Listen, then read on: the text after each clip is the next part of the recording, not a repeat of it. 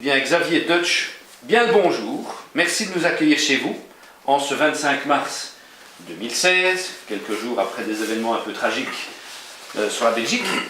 Vous êtes né en hiver 1965 à Louvain. Vous avez passé une enfance heureuse dans une famille de 4 enfants. À 12 ans, vous choisissez pourtant de partir à l'internat où vous passez 6 années. Vous publiez votre premier roman en 1989. Il s'agissait de La nuit dans les yeux. Des dizaines de romans pour ados et pour adultes suivront. Vous avez reçu en 2002 le prix Rossel pour La Belle Étoile. Vous êtes passionné de photographie, proche de la nature et des forêts, entre autres.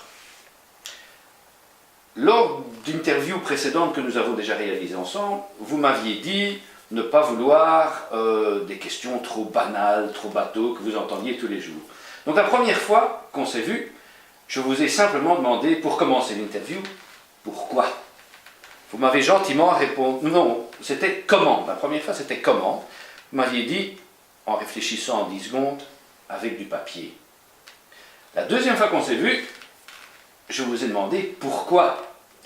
Là, vous avez pris un peu plus de temps, puisque vous m'avez répondu plein de choses très philosophiques et très poétiques, ce qui était très intéressant. Dont je ne me souviens pas. Ah ben voilà, malheureusement nous n'avons pas l'enregistrement de la chose, il faudra y revenir peut-être un jour. Mais maintenant, donc la troisième fois qu'on se voit, je vais vous poser une autre question du même style. Quand ? Mais ce matin. Juste ce matin.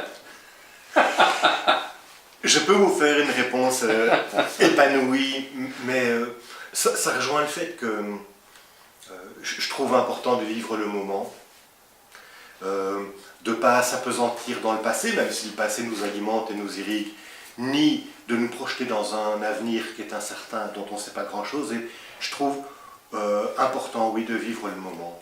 Et vous êtes là, votre camarade et vous, ce matin, chez moi, et je suis ravi de vous recevoir.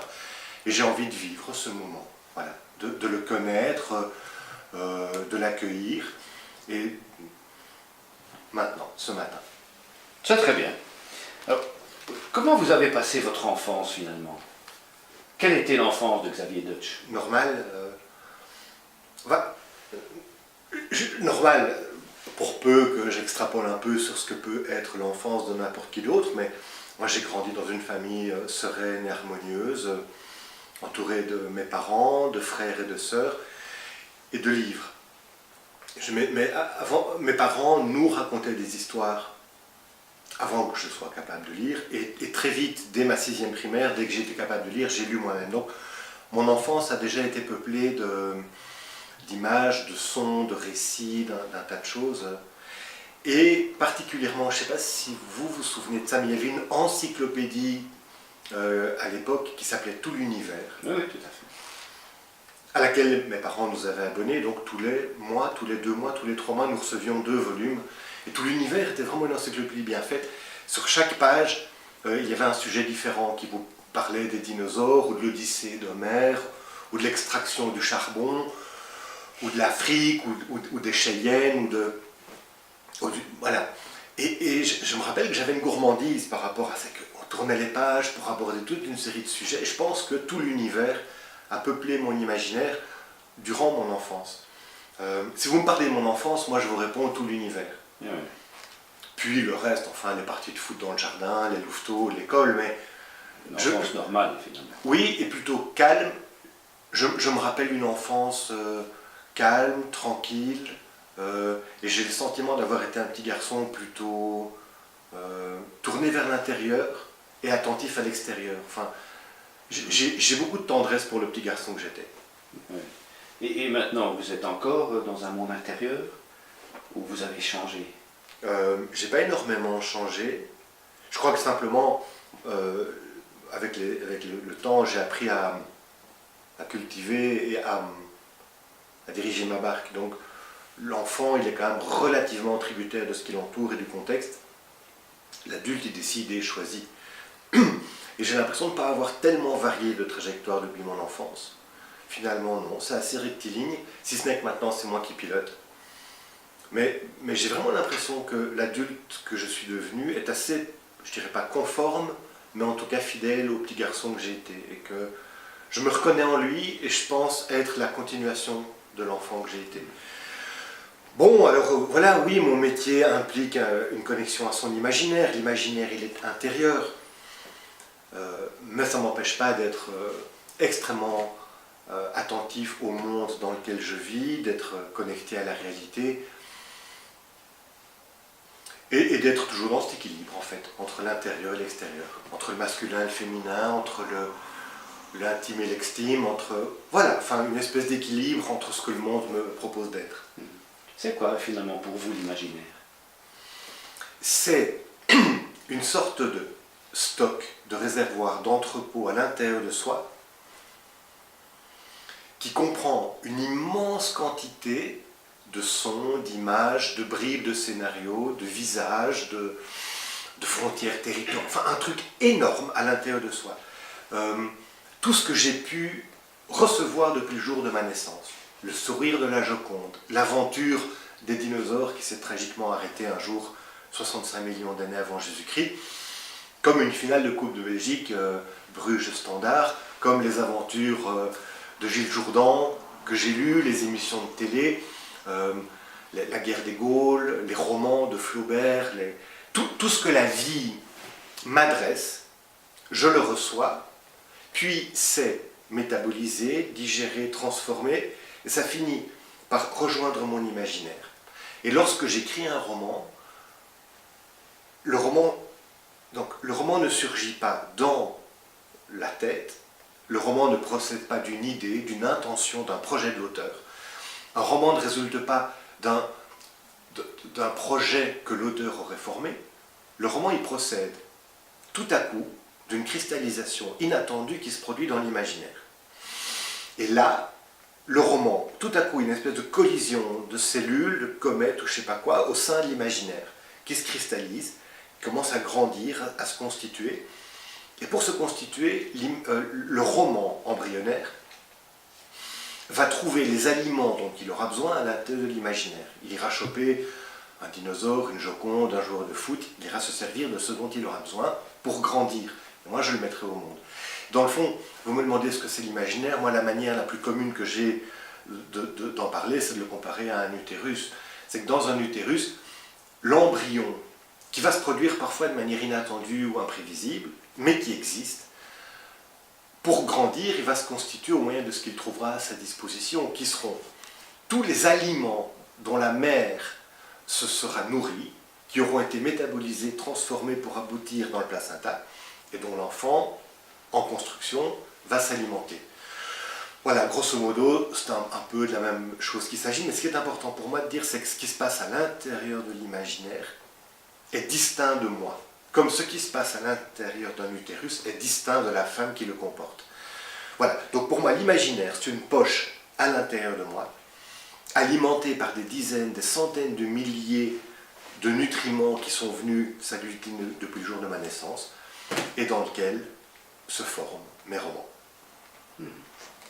Et c'est quoi, finalement, pourquoi est-ce qu'il y a certaines personnes qui ont cet imaginaire, qui l'utilisent, et pourquoi la majorité des gens ne l'utilisent peut-être pas? Voilà. Qu'est-ce qui fait que... J'aime bien la distinction que vous faites parce que tout le monde possède un imaginaire, absolument tout le monde. Mais tout le monde possède un pied gauche et un pied droit et tout le monde ne joue pas au foot. Tout le monde possède une main gauche et une main droite et tout le monde pourtant ne dessine pas. Voilà, on possède tous des ressources et on ne les utilise pas toutes. Donc chacun possède un imaginaire. Il se trouve que moi, c'est devenu mon lieu de travail. L'imaginaire, je compare aussi parfois à... C'est un muscle, enfin, c'est quelque chose qui travaille. Et il faut entretenir un rapport avec son imaginaire. Il faut le connaître, il faut apprendre à s'en servir, à y recourir. Ce que des gens ne font pas parce qu'ils n'en ont pas nécessairement envie, ou parce que ça ne les titille pas. Comme moi, ça ne me titille pas spécialement d'aller jouer au foot et de me servir de mon pied gauche ou de mon pied droit. Chacun est libre. Mais en tout cas, nous le possédons tous. Moi, c'est un lieu à l'égard duquel, assez tôt, j'ai trouvé une certaine familiarité, et dans la conversation duquel j'ai trouvé une certaine jouissance. Donc, assez rapidement, j'ai appris à me tourner vers lui, j'ai vu les ressources qu'il possédait, et les ressources ont assez vite donné des résultats qui m'ont réjoui. J'ai continué d'entretenir cet imaginaire de le muscler et d'entretenir avec lui un rapport fructueux. Alors pourquoi d'autres ne le font pas? Posez-leur la question à eux. C'est une obligation pour personne. Et à partir de quand vous vous êtes rendu compte que vous aviez cet imaginaire à portée de main comme ça? Je ne sais pas trop.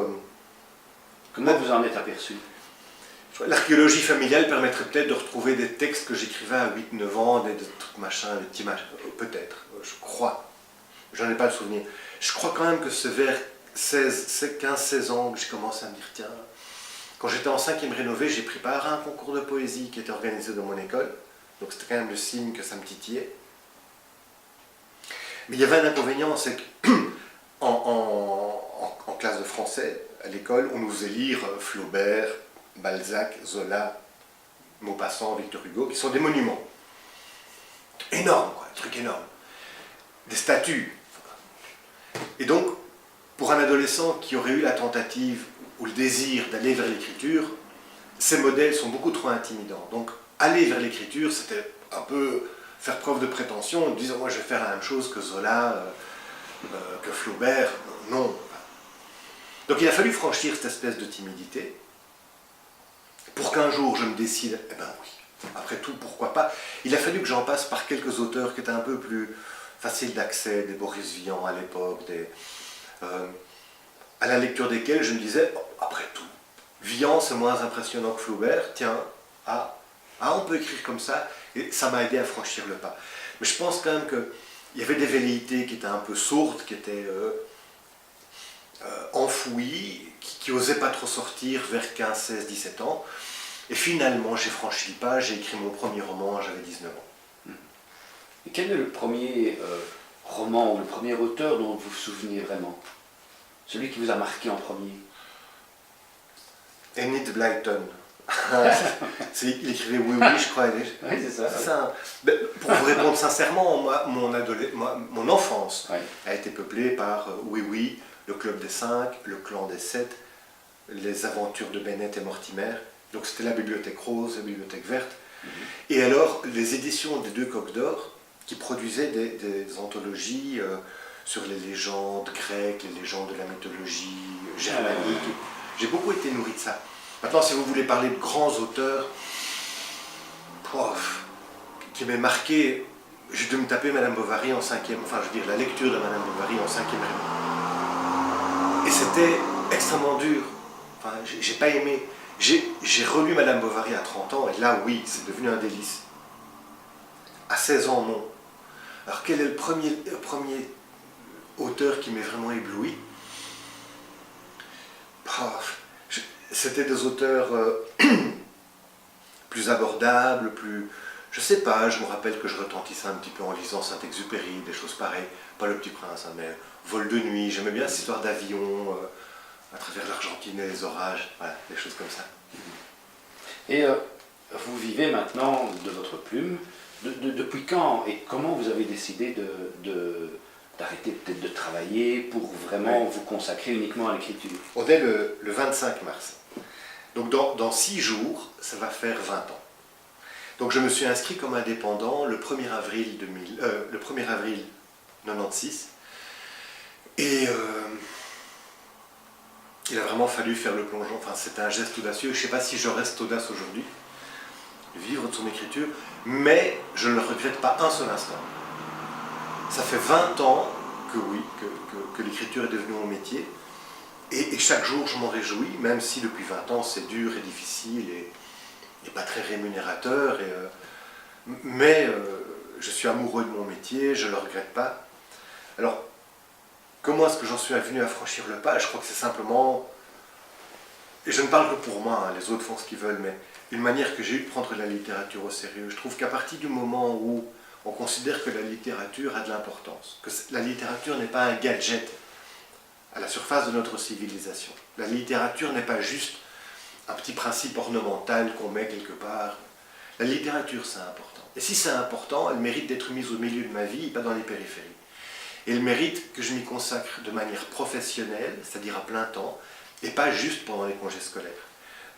C'est marrant parce que, je veux dire, est-ce que vous confieriez votre corps à un chirurgien qui vous dirait cher monsieur Bailly, voilà, je dois vous opérer d'une appendicite. Écoutez, en fait, moi, je suis conducteur de bus, mais la chirurgie, c'est un hobby. Je fais ça le dimanche et pendant les vacances. Mais vous ne tracassez pas, vous savez, ça fait 15 ans que je fais ça, j'ai l'habitude. Moi, un chirurgien me dirait que la chirurgie est son hobby, je ne lui confierais pas mon corps. Et je ne monterais pas dans l'avion d'un pilote qui me dirait qu'en fait il est charcutier, mais qu'il pilote des Airbus pendant le week-end. Donc je trouve que les choses importantes méritent qu'on ait à leur égard une attitude professionnelle et qu'on se consacre à elles de manière durable, permanente, quotidienne. Et voilà, après que le destin s'occupe de me vouloir du bien, et c'est ce qu'il semble vouloir faire depuis 20 ans. Et puis alors, je suis soutenu, voilà, je suis croyant et je suis soutenu par une foi, par une confiance, où j'ai l'impression qu'à partir du moment où vous mettez votre barque au bon endroit, à partir du moment où ce que vous commettez dans votre vie est juste, la vie va vous aider à le faire. Je crois ça, et je pense que je suis accompagné, protégé, soutenu par une bienveillance qui m'entoure. Voilà, il faut faire confiance. Moi, je travaille, je fais mon boulot, et j'espère pour le reste que le flot m'emportera au bon endroit et qui m'emportera longtemps, et depuis 20 ans, c'est le cas. Et que retenez-vous justement de ces 20 ans? Quels sont des souvenirs marquants? Plutôt que de souvenirs marquants, moi, pour répondre à votre question, je préfère parler d'une permanence, donc d'un chemin, d'une trajectoire qui n'a pas tellement dévié. Et bon, je vis mon écriture depuis 20 ans, mais je publie depuis plus longtemps que ça. Donc mon premier roman est paru en 89, donc ça fait un peu plus de 27 ans. Et il y a une quarantaine de livres qui ont été publiés. Ça commence à construire un mur. Et c'est un peu le sentiment que j'ai. C'est de suivre une route, et à côté de cette route, il y a un petit muret. C'est comme dans les campagnes de France, quand vous vous baladez, et que sur le bord du chemin, il y a un muret qui a été construit pour contenir un champ de lavande. Et moi, j'ai le sentiment de construire un muret, avec les briques que constituent mes livres. Alors oui, il y a des moments marquants, vous avez cité le moment du prix Rossel, il y a eu quelques moments qui ont eu de l'importance, il y a eu des moments porteurs, il y a eu des moments... Je peux vous dire que par exemple, il n'aurait pas été possible de vivre de mon métier si je n'avais pas bénéficié de l'aide, de l'aide publique par exemple, de la promotion des lettres au ministère de la communauté française. J'ai bénéficié de bourses, d'aide à l'écriture qui ont été indispensables. Je suis affilié à la SCAM, une société d'auteurs, dont l'aide, elle aussi, a été indispensable. Et ce sont dans les deux cas des aides qui m'ont accompagné. Et puis, chaque jour, il se passe quelque chose. Au moment où j'ai l'impression de traverser un tunnel, tout à coup, on m'adresse une demande, on me confie un projet, on me passe une commande, et ça continue. Donc pour moi, mon histoire est celle d'un chemin, avec des moments plus faciles, des moments plus difficiles, mais vraiment d'une continuité. Est-ce que vous êtes fier des livres que vous avez écrits? Oui. Court et bref. Vous avez dit que pour vous, la littérature était importante. En quoi est-elle importante? Elle est essentielle.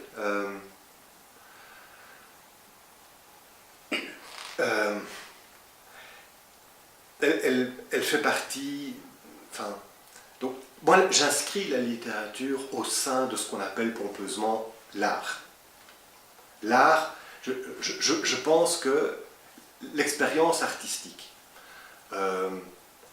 est le propre du genre humain. Je pense qu'il y a trois grands domaines. Le domaine artistique, au sens large, peinture, musique, littérature, sculpture. Le domaine du sacré et le domaine amoureux. Je pense que on n'est pas obligé d'aimer l'art. On n'est pas obligé d'être croyant et on n'est pas obligé d'être amoureux. Mais je pense que si un être humain, dans sa vie, n'a jamais connu aucune de ces trois expériences, alors il est plus proche du pithécanthrope que de l'être humain. Je pense que ce sont trois expériences, l'expérience amoureuse, l'expérience artistique et l'expérience spirituelle. Ce sont trois expériences qui contribuent à faire de nous un être humain. Ce sont des expériences qui ne nous rendent pas plus intelligents, qui ne nous apportent pas nécessairement notre beefsteak quotidien, qui ne construisent pas un toit au-dessus de nos têtes, mais qui déterminent l'être humain que nous sommes. Et être amoureux, c'est pas quelque chose qui va faire de nous un homme intelligent, mais ça va faire de nous un homme allumé, un homme bienveillant, un homme épris de quelque chose de plus grand que lui, comme le sacré ou l'art. Moi je pense que la Joconde, elle ne va pas vous rendre plus intelligent, mais je pense que l'humanité serait plus pauvre que ce qu'elle est. L'humanité serait plus triste, l'humanité serait plus grisâtre si Mozart, Rimbaud, la Joconde, Goya, Manet n'avaient pas existé. Shakespeare, Cervantes. J'ai toujours cette petite, j'aime bien ces petites histoires. Imaginez un homme qui traverse le désert du Sahara au volant d'un camion. Tout à coup, il tombe en panne. Il sort sa carte et il s'aperçoit que le village le plus proche est à 400 km de là. Il prend son courage. Et demain, il marche. Au bout de 40 jours de marche dans le désert, le gars, il est au bout de l'épuisement, il est déshydraté, lyophilisé, il ne sait plus comment il s'appelle, il tient à peine sur ses jambes, mais il arrive en bordure de ce village, et il voit les villageois qui accourent pour lui venir en aide. De quelle manière les villageois vont-ils efficacement venir en aide vis-à-vis de ce camionneur?